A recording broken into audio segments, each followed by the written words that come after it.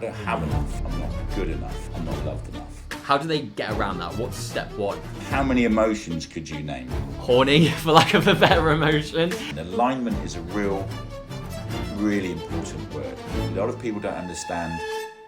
James Morse. For those of you who just don't know anything about you, who are you and what do you do?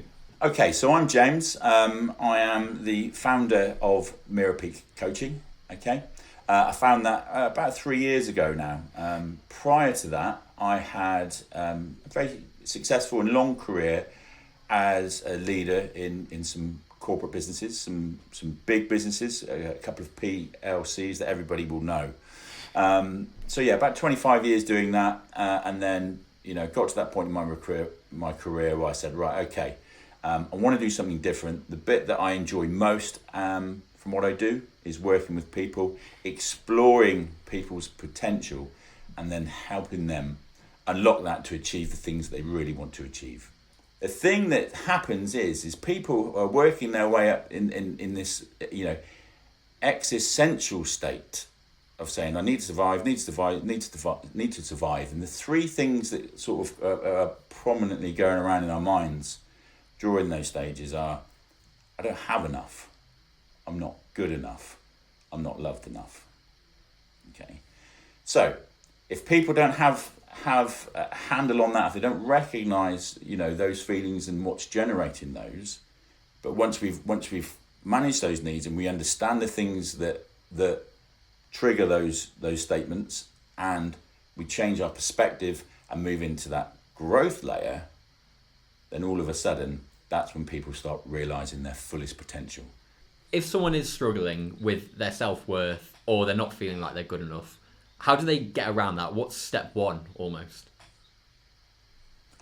Step one is identifying what's going on internally.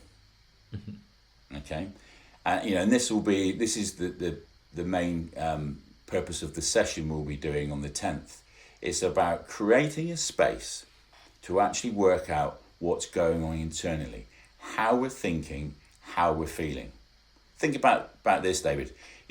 Professionals, business owners, leaders, we spend a lot of time building capability. Okay, and what I mean by that is, skill, experience, things that are going to give us, greater capability in the environment that we're working in. Step one is actually taking time to understand what thoughts, feelings, emotions are going on in our physical presence at any one time. Yeah. And this is where, the wheel comes into it. Okay. Right? The feelings wheel. This is why this is such a great tool. How many emotions could you name? I'm sorry to put you on the spot, but how many could you name? I reckon I could name 8 emotions. Give it a go for me. Oh, here we go. Okay. Happy, sad, excited, angry, frustrated, horny, for lack of a better emotion. So that was a really good attempt, by the way. I think that's more than most. Most adults can name about 3. So why this is so useful is on here you have 6 core emotions. Happy, you got happy, didn't you? Or some people call it joy. You've got fear, anger. We've got sad, we've got surprise, and we've got disgust on there. They're like the emotions from Inside Out. That is exactly what they are, because the film was built around that research. Okay. Outside of that, though, you've got another 30 secondary emotions on this wheel, just on this wheel alone. Okay. So then you started naming a few of these. So outside of that, we've got another 70 feelings that are then attached to the emotions, right? So we normally start with saying, how are you feeling? Because, people walk into the room. Imagine people walking into the room with these on their chest. Because every situation we go into, we're going to be somewhere on here, right?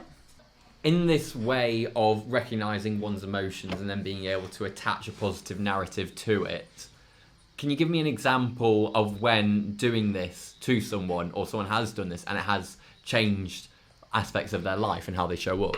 1,000%. So this is transformational for people. And imagine if a plane takes off from Heathrow going to New York, and it's just 2 degrees off of its flight path.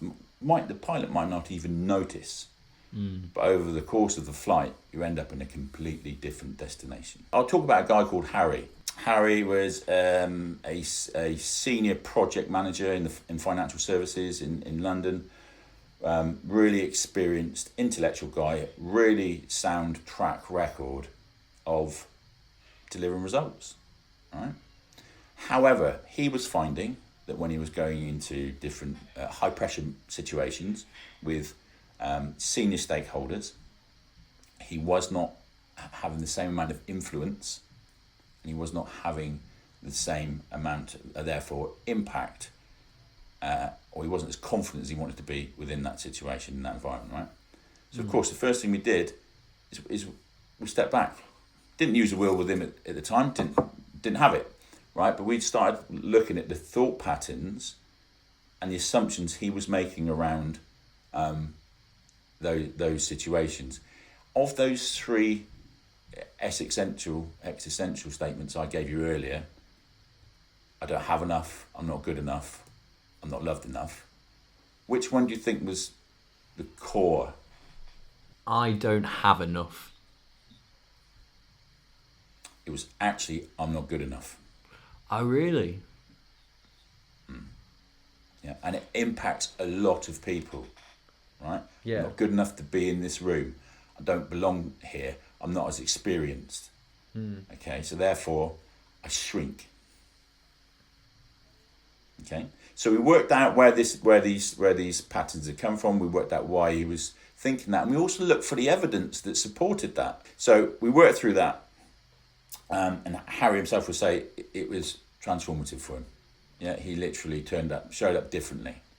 It's just so interesting where that kind of comes from, motivation, because we all hear you've got to be disciplined. I just don't have enough discipline. Where does that leak into the equation of discipline, motivation, getting stuff done, imposter syndrome? Where does that all lie?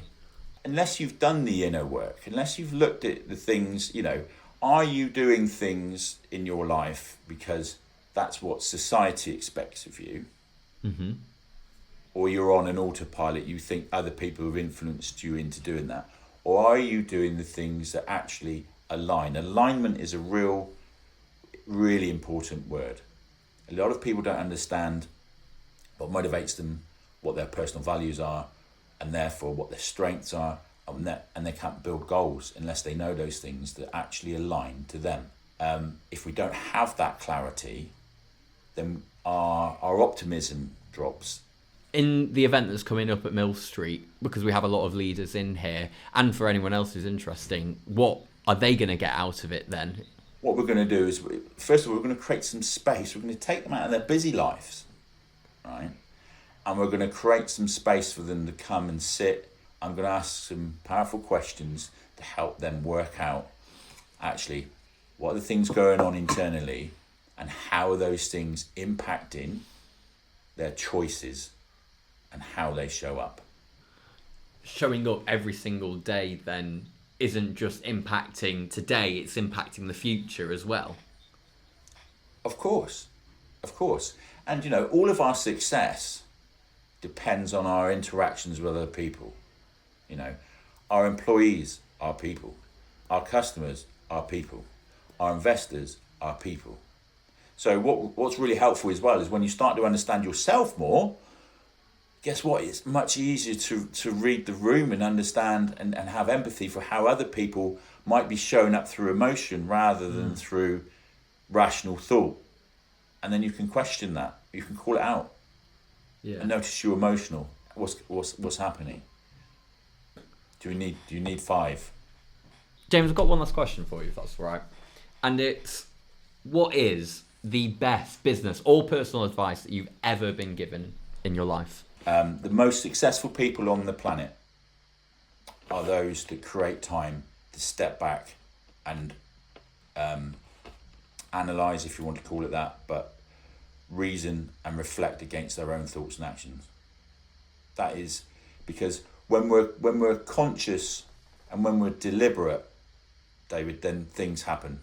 If we're just doing things, if we're drifting, then we'll just end up making very little progress in the wrong direction.